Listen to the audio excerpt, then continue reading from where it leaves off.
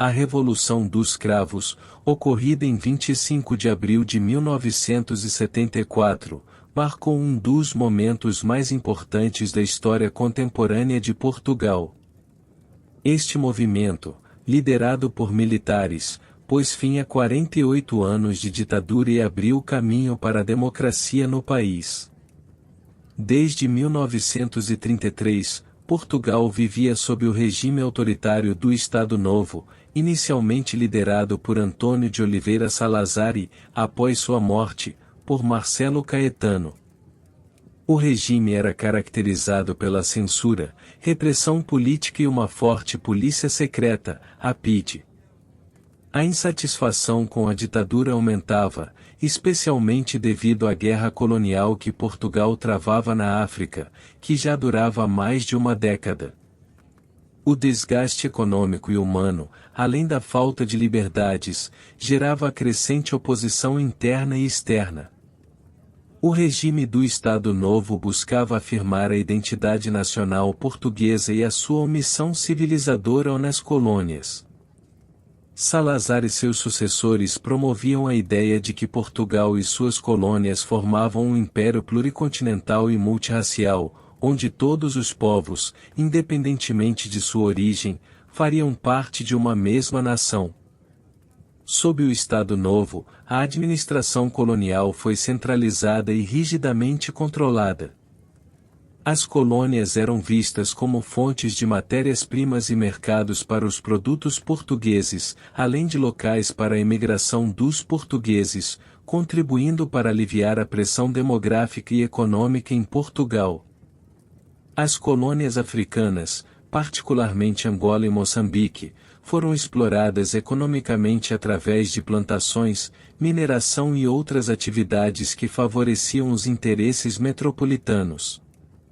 A política oficial de assimilação do Estado Novo visava integrar as populações coloniais à cultura portuguesa, exigindo que adotassem a língua, religião e costumes portugueses. No entanto, na prática, essa assimilação era limitada e muitas vezes superficial. A maioria dos africanos permanecia marginalizada, sem acesso a direitos políticos e econômicos, reforçando uma sociedade altamente estratificada. Para manter o controle sobre as colônias, o regime utilizava métodos repressivos. A polícia política, SPID, operava tanto em Portugal quanto nas colônias, suprimindo movimentos nacionalistas e qualquer forma de dissidência. No entanto, a repressão gerou resistência.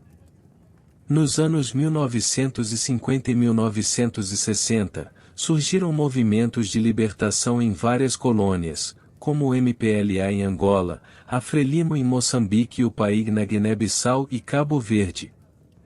A resistência colonial levou ao início da Guerra Colonial Portuguesa em 1961, com conflitos em Angola, Moçambique e Guiné-Bissau. Este conflito sangrento e prolongado teve um impacto devastador tanto nas colônias quanto na metrópole. Milhares de soldados portugueses e africanos morreram, e as economias das colônias foram severamente afetadas. A guerra também contribuiu para o crescente descontentamento em Portugal, afetando a economia e a opinião pública. A guerra colonial não passou despercebida no cenário internacional. As Nações Unidas e muitos países, especialmente os africanos recém-independentes e os blocos socialista e ocidental, pressionaram Portugal a descolonizar. No entanto, Salazar e seu sucessor Marcelo Caetano mantiveram uma postura intransigente, insistindo na continuidade do império. A Revolução dos Cravos, em 25 de abril de 1974, liderada por oficiais do Movimento das Forças Armadas, CMFA, foi parcialmente impulsionada pelo desgaste causado pela guerra colonial.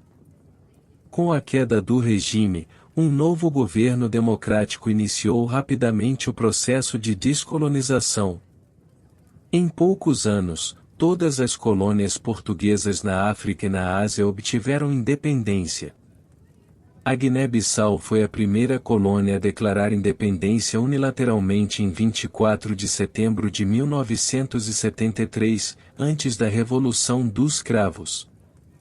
O PAIGS, Partido Africano para a Independência da Guiné e Cabo Verde, liderado por Amílcar Cabral, já controlava grande parte do território.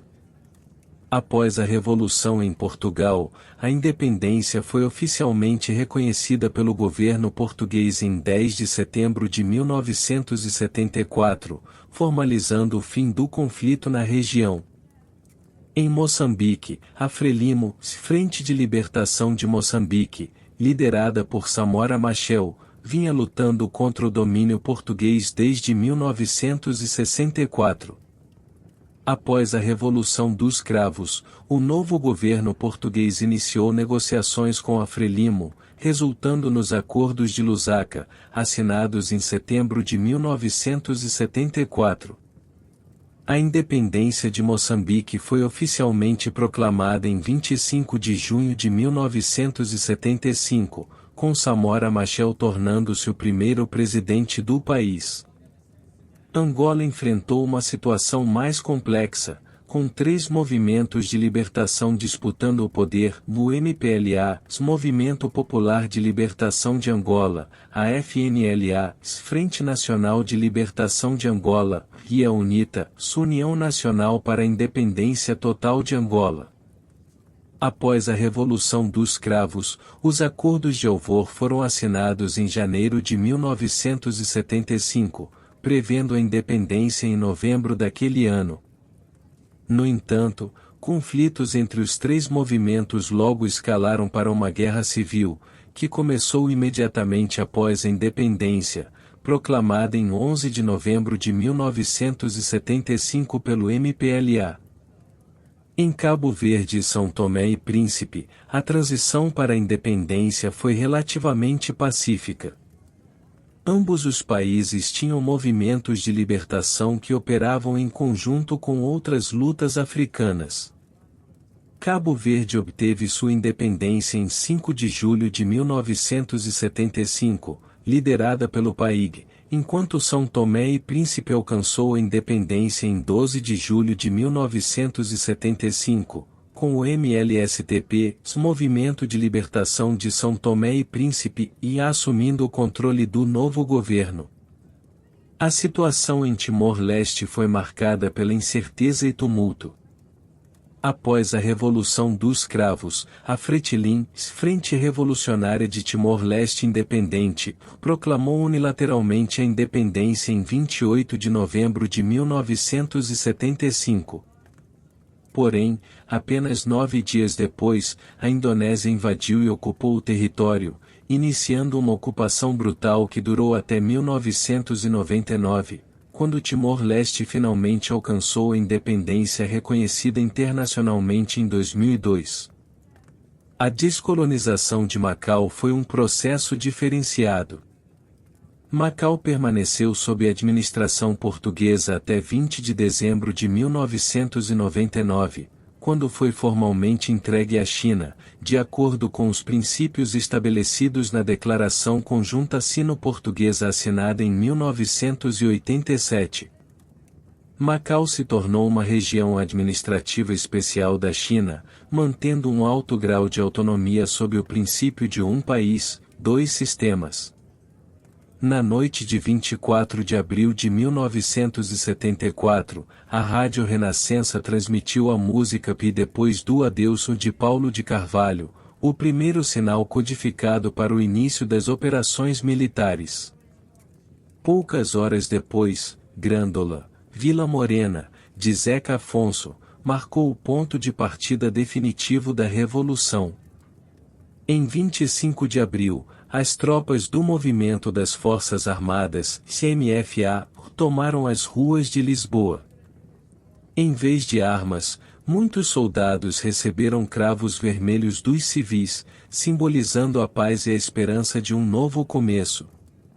Daí nasceu o nome Revolução dos Cravos. Apesar de alguns momentos de tensão, a revolução foi praticamente sem derramamento de sangue. Marcelo Caetano rendeu-se às forças revolucionárias, e o regime ditatorial foi deposto. O país iniciou então uma transição para a democracia. A Revolução dos Cravos não só terminou a ditadura, mas também iniciou profundas mudanças sociais, políticas e econômicas. Portugal passou a garantir liberdades democráticas, promoveu a descolonização e se integrou na comunidade europeia.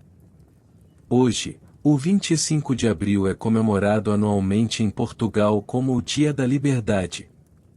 A Revolução dos Cravos continua a ser um símbolo de resistência pacífica e de luta pela democracia, lembrando-nos do poder do povo em mudar o rumo da história.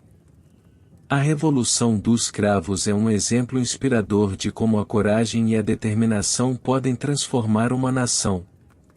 Que este espírito de liberdade e democracia continue a guiar Portugal e inspirar o mundo.